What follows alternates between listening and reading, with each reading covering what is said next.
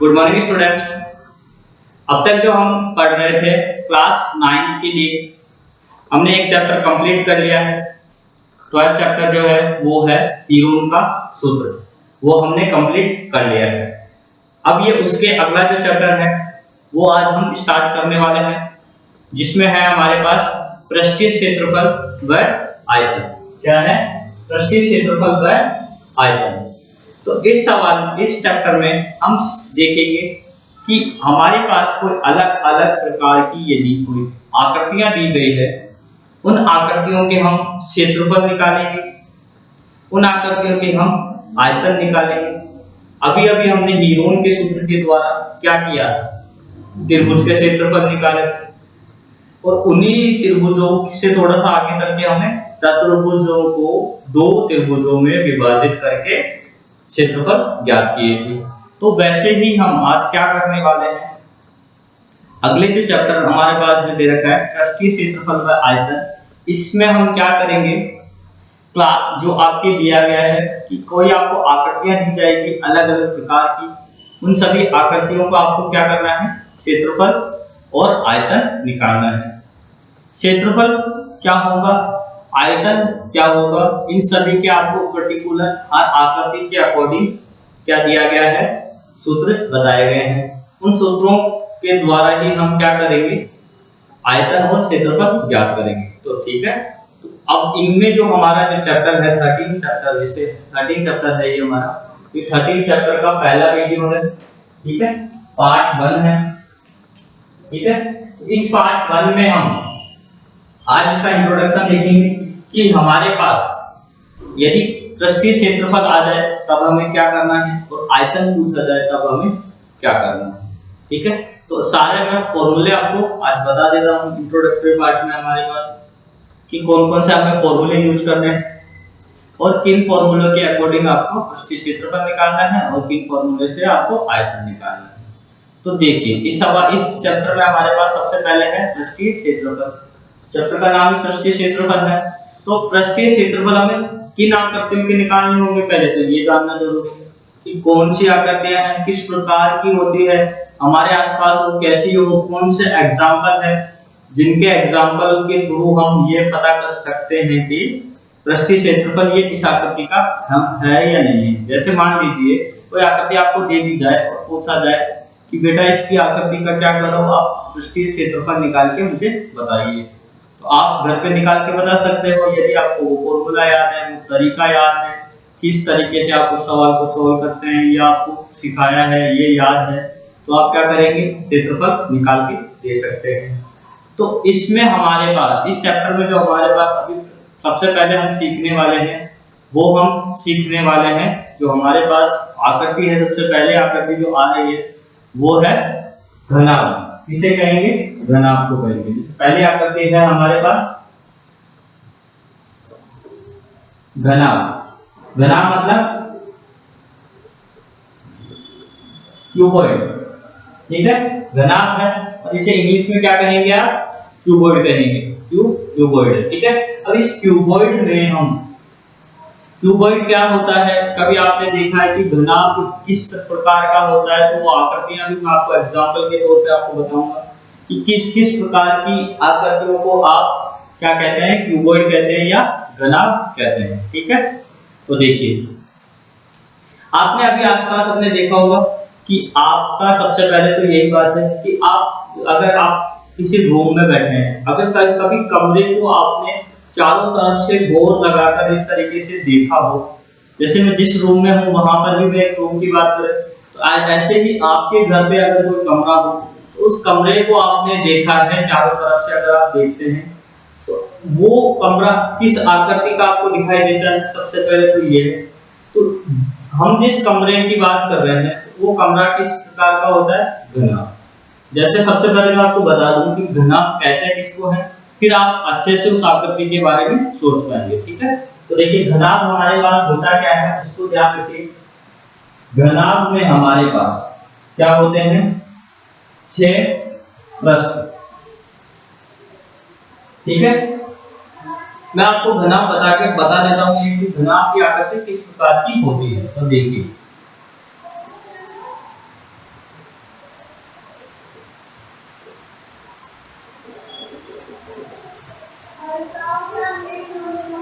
ये घनाभ है, एक हमारे पास ये वाला है, ठीक है। इस घनाभ में एक तरीके से आकृति बनाई जाती है।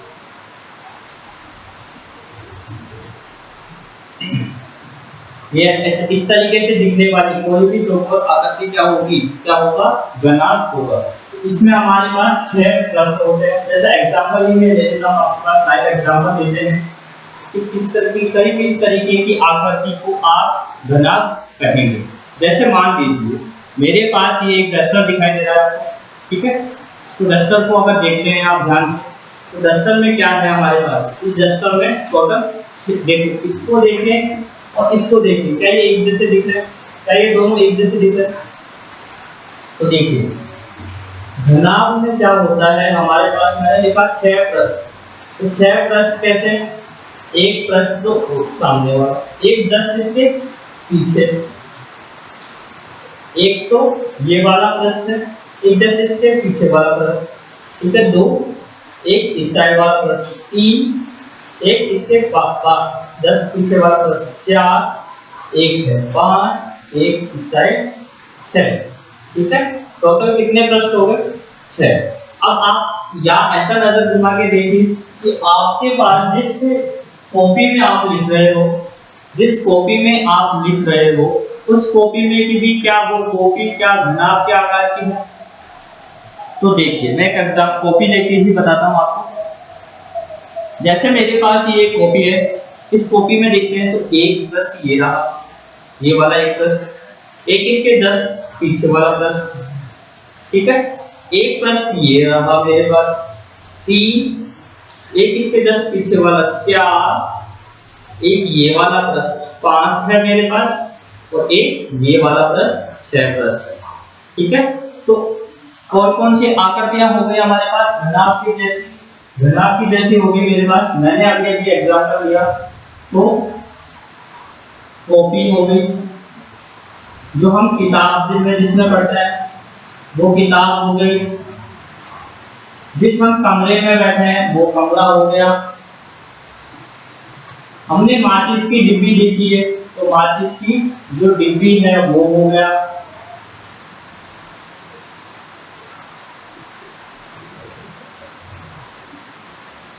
ठीक है। हमने टिफिन बॉक्स देखा है,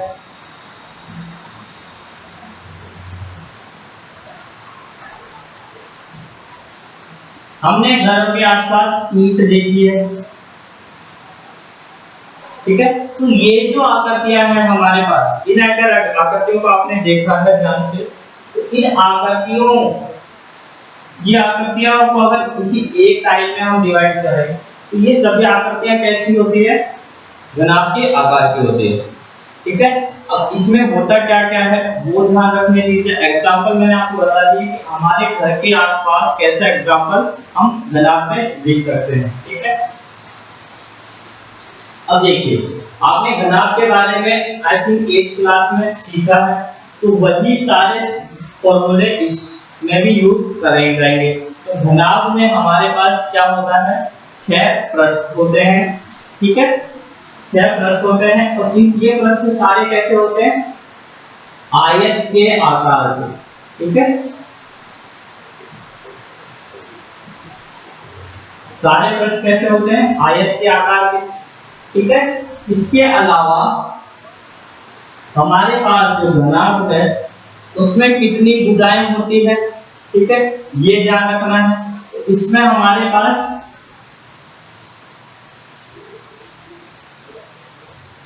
12 भुजाएं होंगी। कितनी भुजाएं होंगी, 12 भुजाएं होंगी, ठीक है।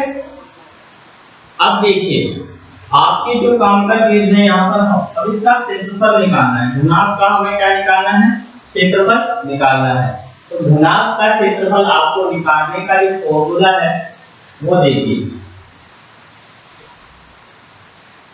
घनाभ में हमारे पास क्या क्या चीजें होती है वो देखते हैं। तो देखिए ये एक घनाभ मैंने बनाया है आपके लिए, ठीक है। इस घनाभ की इस वाली भुजा को क्या कहेंगे, इसको कहेंगे हम लंबाई, ठीक है, यहां पर जो ऊपर जा रहा है, अभी क्या कर रहा है, ऊपर जा रहा है, इसलिए इसको क्या कहेंगे, ऊंचाई कहेंगे। और एक और लाइन बच गई, इसको हम कहेंगे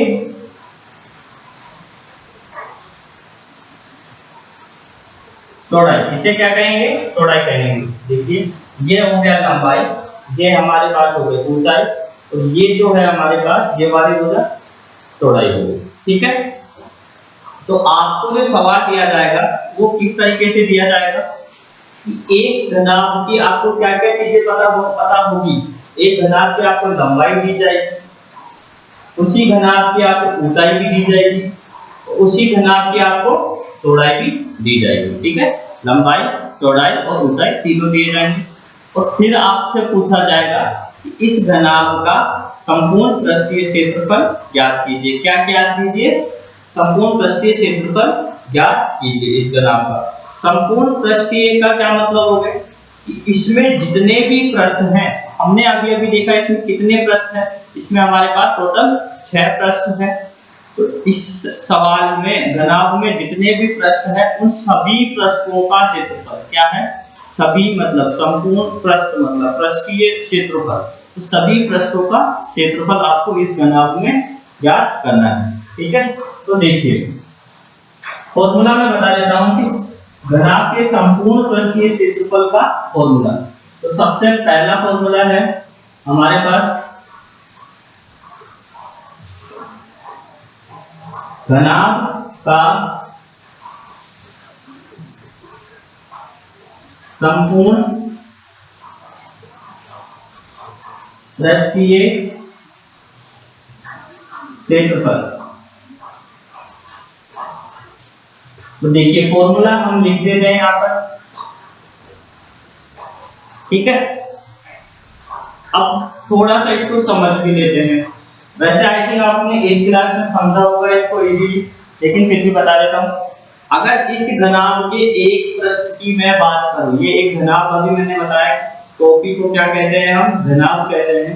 तो इस घनाभ के यदि एक पृष्ठ की मैं बात करूं तो इस घनाभ का एक पृष्ठ कैसा दिख रहा है, आयत के जैसा दिख रहा है। ठीक है, और सेम का सेम पृष्ठ, बराबर का बराबर, समान का समान, एक जैसे का एक जैसा, पीछे वाला पृष्ठ जैसा ये दोनों जुड़वा भाई है, जैसा ये है वैसा ही ये वाला है। तो जितना क्षेत्रफल इस वाले पृष्ठ का होगा, हम क्या कर रहे हैं, संपूर्ण पृष्ठीय क्षेत्रफल ज्ञात कर रहे हैं। तो संपूर्ण मतलब सभी पृष्ठों का क्षेत्रफल ज्ञात करना है। अगर इस एक पृष्ठ की बात करें, इसमें टोटल 6 पृष्ठ हैं, हमने अभी देखा। तो एक पृष्ठ की यदि हम बात की जाए, अगर केवल एक पृष्ठ को देखें तो एक पृष्ठ का क्षेत्रफल हमें पता होना चाहिए, फिर दूसरे का, फिर तीसरे का, फिर ऐसे टोटल 6 पृष्ठों का क्षेत्रफल पता होना चाहिए।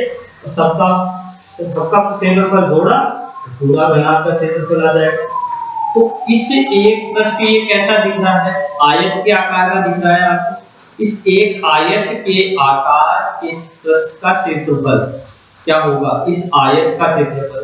और आयत का क्षेत्रफल क्या होता है, लंबाई गुना चौड़ाई। ठीक है, लंबाई गुना चौड़ाई। इस पृष्ठ का जो क्षेत्रफल है वही क्षेत्रफल इस वाले का है। तो हम क्या करेंगे, इसका क्षेत्रफल निकाला और 2 से गुणा कर दिया तो इसका क्या, इन दोनों पृष्ठों का आ जाएगा, एक इसका और एक इसका। ठीक है, दोनों पृष्ठों का क्षेत्रफल आ जाएगा।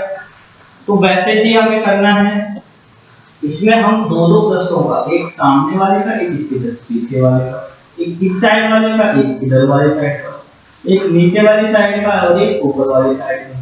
ठीक है, तो देखिए फॉर्मूला होता है हमारे पास, 2 से गुणा करना पड़ेगा, क्योंकि एक पृष्ठ का क्षेत्रफल निकालो, 2 से गुणा करो दूसरे का, एक का निकालो उसके सामने पीछे वाले का, ऊपर वाले का निकालो तो नीचे वाले का। तो दोनों को 2 से गुणा कर दिया, इन दोनों का आ गया ऊपर नीचे, इधर से दोनों को 2 से गुणा किया तो इन दोनों का आ गया, इस साइड से दोनों को 2 से गुणा किया तो इस साइड से आ गया। ऐसे मत समझना सर ताली बजा रहे हैं, ताली नहीं बजा रहे हैं तो यहाँ पर।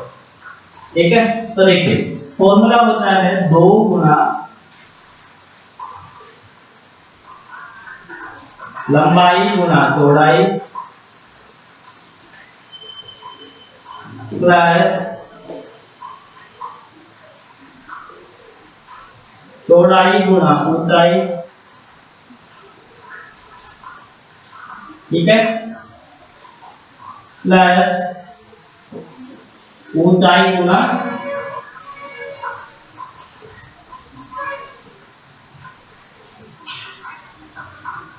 लंबाई, ठीक है।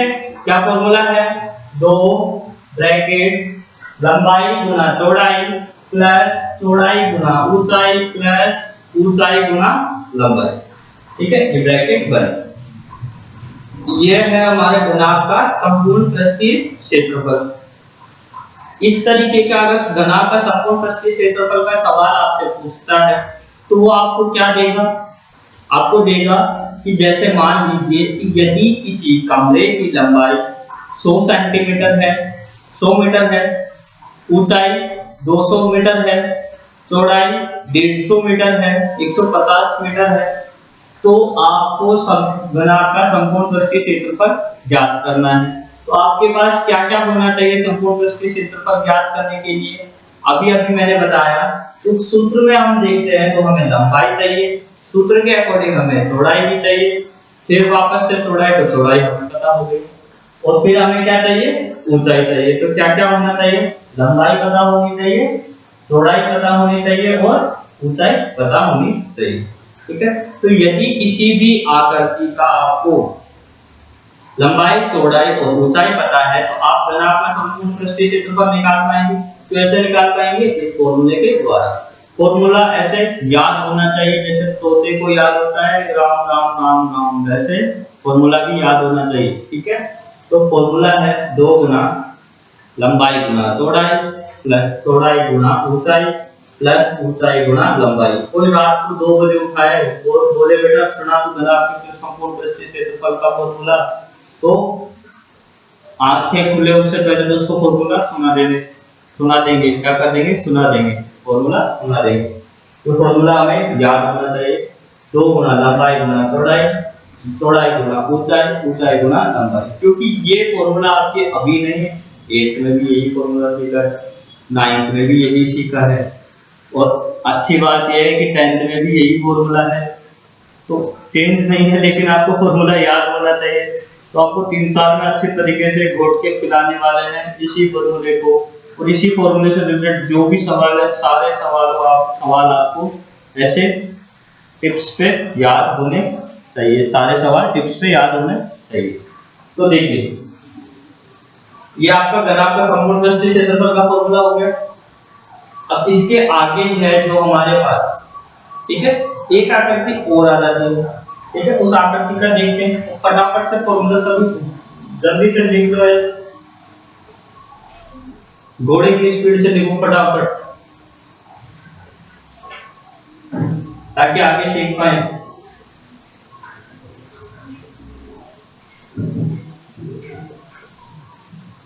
चित्र आपने बना लिया होगा, चित्र को मिटाकर दूसरा चित्र बनाइए।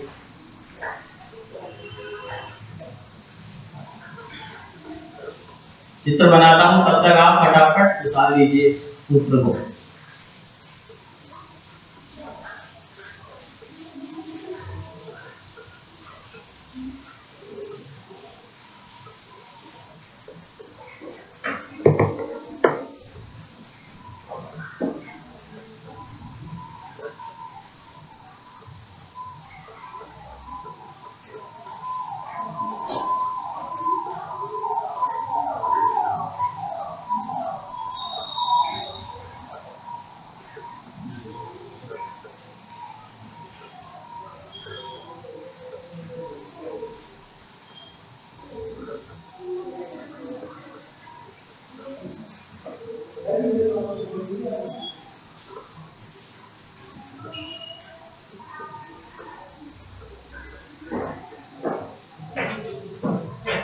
तो देखिए आई थिंक उतार लिया होगा। अब अगला देखते हैं हम, नया जो चित्र बनाया है हमने आपके लिए, तो उसको देखते हैं। तो देखिए घनाभ का अगर घ हटा दे और आगे मात्रा तो नया चित्र याद आ जाएगा। इधर से क्यूबॉइड को हटा दो, केवल क्यूब बना दो।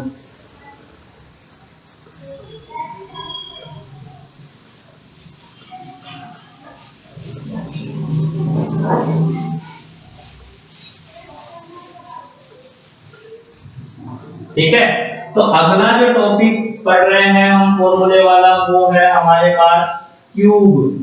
क्या है? क्यूब है। क्या है? घन। तो अब है हमारे पास घन। तो घन मतलब क्यूब। क्यूब यानी क्यूबॉइड का हमने अभी क्यूबॉइड का सीखा है।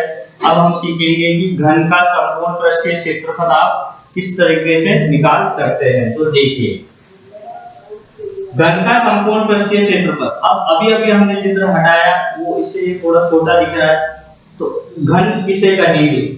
घन हम उसे कहेंगे जिसकी सभी भुजाएं आपस में बराबर हो। जैसे अभी हमने सीखा कि घनाभ के सभी पृष्ठ आयत के जैसे होते हैं।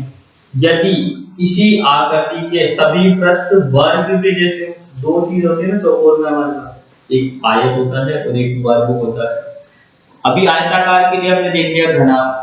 तो यदि किसी आकृति के सभी पृष्ठ घन के आकार, वर्ग के आकार के हो, कभी आयत के आकार के थे, अब है वर्ग के आकार के हो, तब संपूर्ण पृष्ठीय क्षेत्रफल कैसे निकालेंगे? ठीक है, तो घन के आकार के आकृति के संपूर्ण पृष्ठीय क्षेत्रफल निकालना है हमको। तो वो देखिए, इसमें क्या होगा, सभी भुजाएं, वर्ग में क्या होता है, ये सारे पृष्ठ वर्ग के जैसे हैं, और वर्ग में क्या होता है, सभी भुजाएं बराबर होती है। तो घन में भी क्या होगा, सभी भुजाएं बराबर इक्वल है, कोई छोटा बड़ा नहीं है, तो सभी भुजाएं बराबर घन में। अब घन के अगर एग्जांपल देखें तो क्या होता है, तो घन के एग्जांपल है कि इन दिनों जब लॉकडाउन चल रहा था आपके घर, सबके घर चल रहा था, आपके घर ही कर, कि सबके घर का लॉकडाउन, तो लॉकडाउन में हम क्या कर रहे थे, लॉकडाउन में हम कर रहे थे, आपने देखा है तो किसी न किसी के घर पे सब लूडो खेल रहे थे। लूडो खेला था घर में, चाहे फोन में खेला हो, क्या पता किसी के घर पे अभी पहले की तरह अभी भी हो, अच्छी बात है, हो तो फोन से अच्छा उसको खेलना है। ठीक है, उसमें अच्छा हंसी मजाक ज्यादा है जितना फोन वाले से। तो मैं मना नहीं कर रहा फोन वाले के लिए भी, लेकिन हाँ कि आपने लूडो खेला हो, अपन उस पर छोड़ते हैं बात, लूडो पे आते हैं। तो लूडो खेला है, तो लूडो में जो आप, जिससे आप संख्याएं लेकर आते हैं, लूडो में जो पासा आप चलाते हो, ठीक है, तो लूडो के अगर पासे को आपने अच्छे से देखा है, फोन के अलावा बाहर अगर देखा है कि लूडो का पासा किस प्रकार का होता है, तो वो जो लूडो का पासा है वो कैसा है हमारे पास, वो इस तरीके का है। कभी भी आप उस लूडो के पासे के सारे पृष्ठ, मतलब सारे भाग देखना, टोटल 6 भाग है। 6 भाग कैसे, क्योंकि उसमें 1 से लेकर 6 तक की सारी संख्याएं आ जाती है।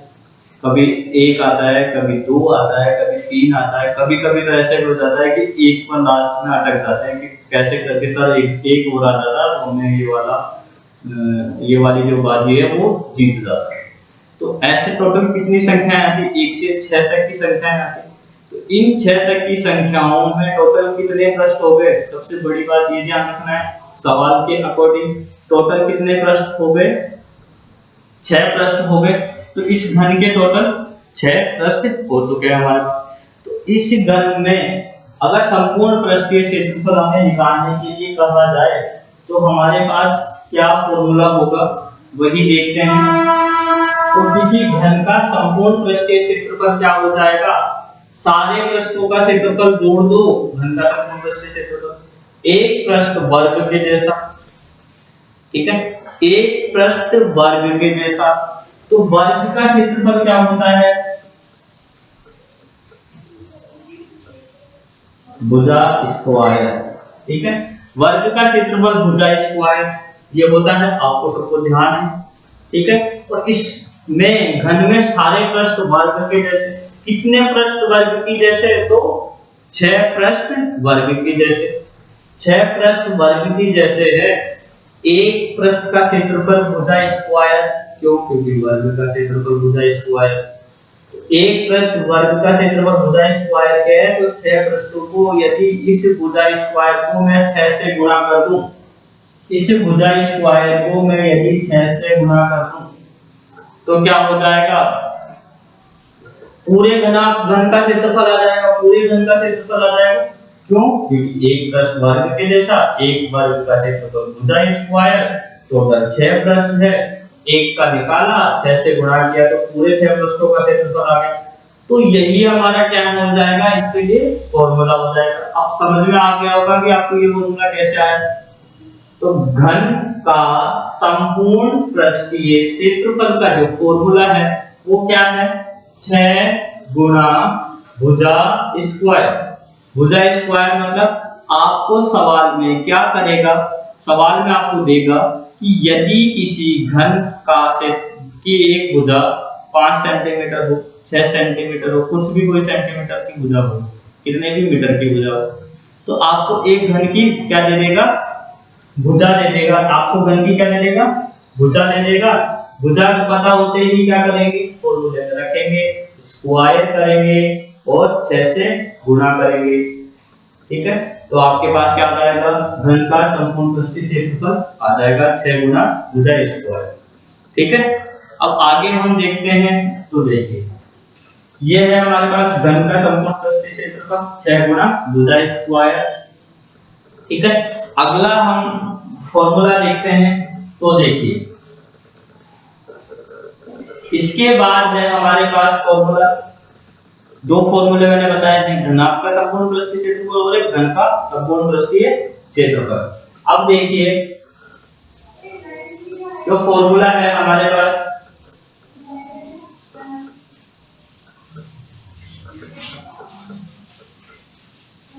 ये अब देखिए एक पृष्ठीय क्षेत्रफल हो गया, दूसरा क्या है, आयतन का है। तो घन का आयतन, अगला फॉर्मूला क्या है, घन का आयतन। यदि किसी घन के आयतन की बात की जाए, अब आयतन क्या होता है, पृष्ठीय क्षेत्रफल में क्या डिफरेंस है इससे। तो देखिए आयतन की बात कब करेगा, यदि आपके पास कोई चीज लिक्विड फॉर्म में हो, द्रवित रूप में, आपने द्रव पढ़ा, द्रव पढ़ा होगा, द्रव नहीं द्रव, ठीक है, तो आपने लिक्विड पढ़ा होगा, द्रव द्रव को थोड़े लिक्विड कहते हैं, लिक्विड फॉर्म में। लिक्विड मतलब जैसे आपने पानी पिया है, पानी कैसा है, लिक्विड फॉर्म में, द्रव रूप में। ठीक है, तो अगर आपको एक पासे जैसा, विंडो के पासे जैसा कोई आकृति दे दी जाए, घन की आकार की आकृति दे दी जाए और बोला जाए कि इसमें पानी डालो, इस घन वाली आकृति में पानी डालो। ठीक है, जैसे मान लीजिए एक गिलास है आपके पास जो ऐसे घन के आकार का है, चौकोर है, ठीक है, घन के आकार का गिलास है, और बोला जा रहा है कि इधर से इसमें क्या करो, पानी भरो, इसमें पानी भरो आप। तो पानी, कितना पानी इसमें आ जाएगा, जैसे मान लीजिए घर पे आपके सभी के घर पे होज होता है, होज मतलब पानी का बाहर होज, होज सुना होगा, ऐसे ध्यान रख लीजिए, होज सुना होगा, होज बोलते हैं, कहीं होज लिखा होता है, कहीं होज लिखा होता है। तो घर के बाहर जो पानी की टंकी इस टाइप में नीचे बनाया जाता है, उसकी आकार वो कैसा होता है आपने देखा है, तो बाहर से हमें चौकोर जैसा दिखता है। वो कैसे कैसे बनाए जाते हैं, वो घन के आकार के भी बनाते हैं, और वो ही हम होज या होज घनाभ के आकार का भी बनाते हैं। ठीक है, पानी का जो बाहर बनाया जाता है टंकी टाइप में नीचे की जमीन के नीचे, उसे बोलते हैं होज या होज। तो वो कैसा होता है, घन या घनाभ के आकार का। या ऐसे मान लीजिए आपने घरों पर देखा होगा, आपने टंकियां होती थी पहले, अभी होती है या नहीं होती, तो टंकियां बनाई जाती है चौकोर चौकोर। ठीक है, तो उन टंकियों का जो आकार है वो कैसा होता है, घन या घनाभ का। तो आपसे क्या कहा जाएगा कि एक पर्टिकुलर टंकी है या होज है या होज है, इनमें आप पानी डाल रहे हो, तो कितना पानी इसमें आ सकता है, इसमें टोटल कितना लीटर या मिलीलीटर, ठीक है, या कितना मीटर क्यूब, या तो मीटर क्यूब, या कितना लीटर, या कितना मिलीलीटर पानी हम भर सकते हैं।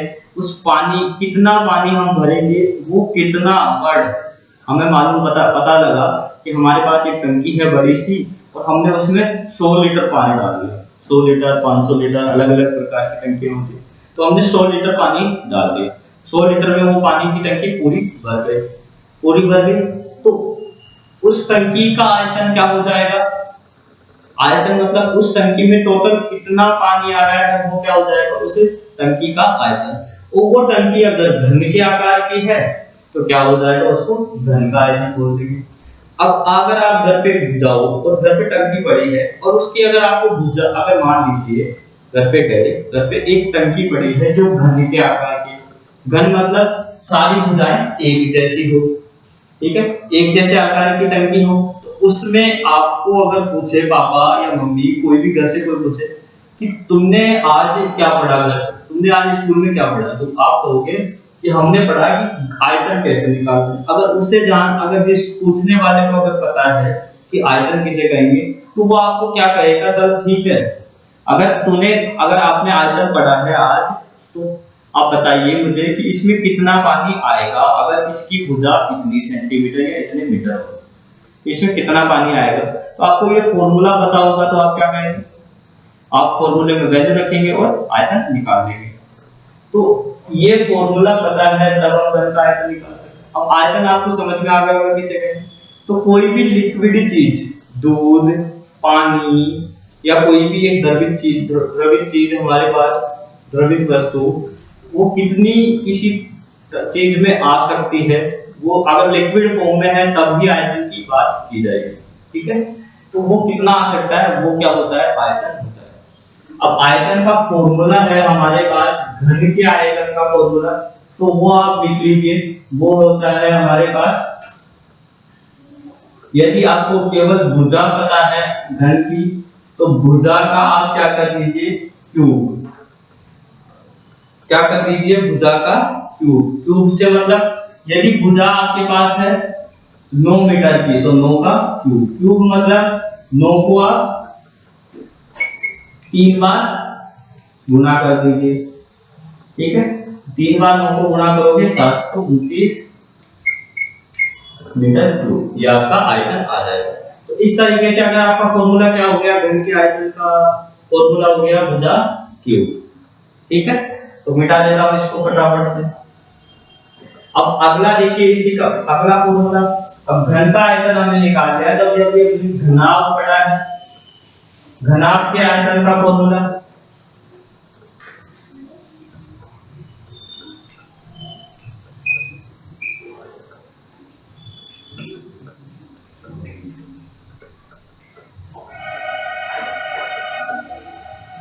घनाभ के आयतन का फॉर्मूला अभी हमने पढ़ा है कि एक घनाभ में क्या क्या चीजें होती है, लंबाई भी होती है उसमें चौड़ाई भी होती है उसमें, और उसमें ऊंचाई भी होती है, तीनों चीजें होती है।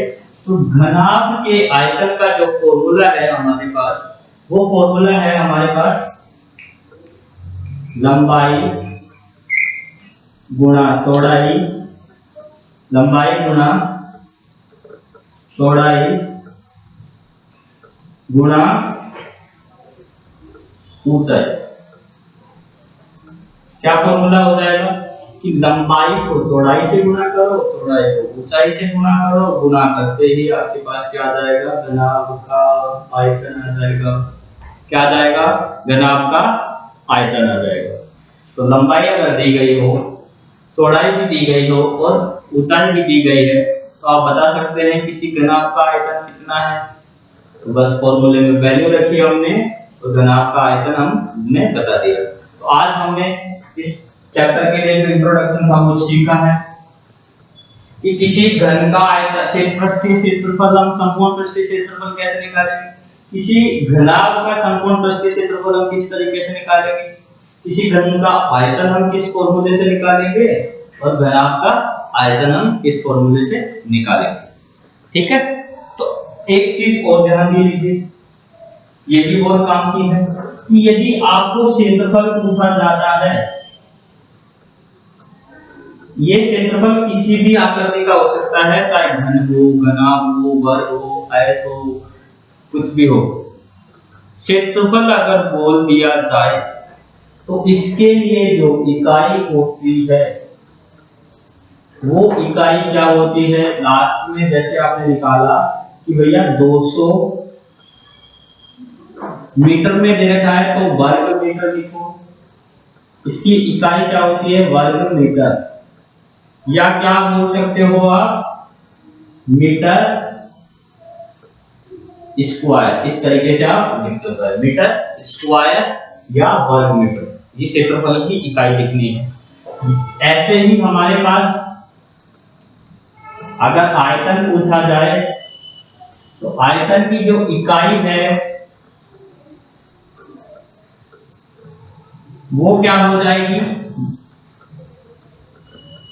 मीटर में दे रखा है तो मीटर क्यूब, या आप क्या लिख दो? घन मीटर। क्यूब को बोलते हैं हिंदी में घन मीटर। ठीक है, मीटर में दे रखा है तो मीटर क्यूब या घन मीटर।